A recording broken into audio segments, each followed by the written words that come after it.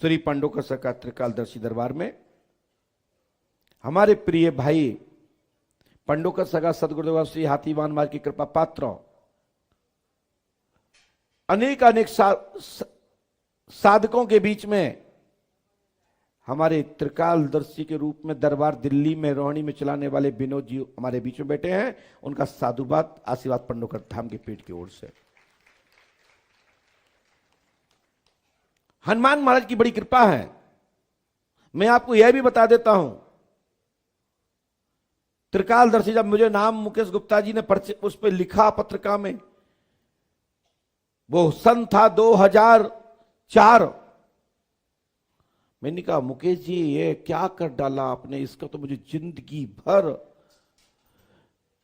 प्रमाण देना ही पड़ेगा, क्योंकि त्रिकालदर्शी लिखना सहज नहीं है। इस पृथ्वी पर त्रिकालदर्शी एक ही है, भगवान शंकर, सदाशिव, पांडेश्वर महादेव, महाकाल, भोले बाबा ही त्रिकालदर्शी है।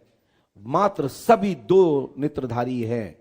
कोई भी हो, तीर नेत्रधारी तो माता भगवती भी नहीं है, भगवान शिव हैं। कोई देव, कोई त्रिकालदर्शी है तो भगवान शंकर हैं। दिव्य दृष्टि हो सकती है, दूरगामी हो सकते हैं, भविष्यवक्ता हो सकते हैं। कोई त्रिनेत्रधारी कोई है तो भगवान शंकर है। जिनके जिस चक्र को लोग जगाने के लिए लोग मरते हैं कि मुझे त्राटक जागृत हो जाए। तीसरा नेत्र इतना सहज नहीं है कि तुम गाओ बटन दबाओ तो जग जाए और हाल के हाल पंडों का साकार बन जाए। जितने भी पर्चा लिखने वाले पंडोकर धाम या बरहा धाम की गद्दी से निकले हैं, हाथीवान महाराज के विश्वास से लिखते हैं, और विश्वास से लिखने पर वो मन के उद्गार शब्दों को डालने से 80% से 99% तक पर्चे फलीभूत होते हैं और एक एक अक्षर की लाइन आगे पीछे पर्चे में स्थापित होती है। फिर इसको कोई त्रिकालदर्शी कहे या भगवत कृपा, यह साक्षात हाथीवान की भूमि का महत्व है कि उनके ध्यान मात्र से जो मन में शब्द आते हैं वही लिखते हैं। जो बरहा के सच्चे भक्त हैं, आज तक बरहा की गद्दी के शिष्यों को किसी की टोकने की ताकत और हिम्मत नहीं पड़ी है, जो बरहा से निकले हुए साधकगण हैं। हाथीवान महाराज के नाम का डर ही इतना रहता है। कहां के शिष्य हैं? बरहा के, और बरहा के हैं, और राम भैया हाथ नहीं डालना है।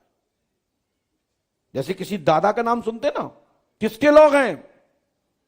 बोले फलाने दादा के, और विकास दादा के।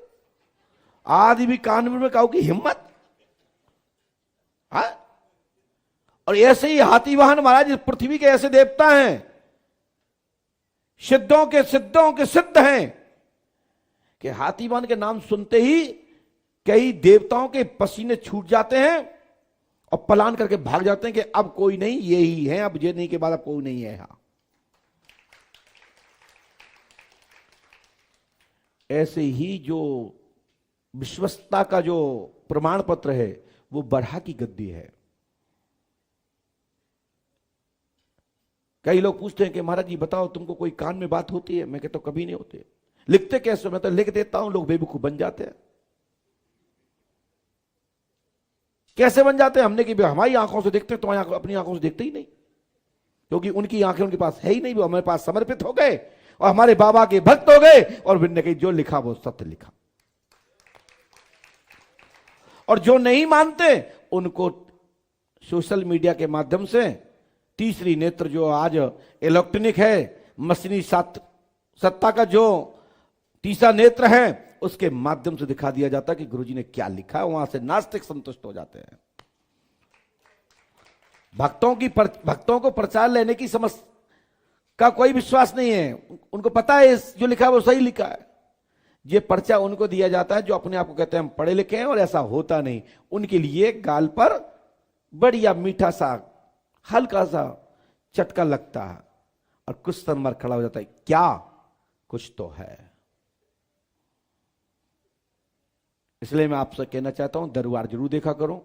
हम कुछ ऐसे कई शब्द बोलते हैं जो हमारे स्वयं के अनुभव में आते हैं, स्वयं के चिंतन में आते हैं, हमारे दिनचर्या में आते हैं, हमारे अपने लोगों के बीच से आते हैं।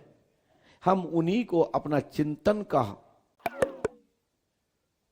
मंथन करते हैं, चिंतन का भी मंथन करते हैं।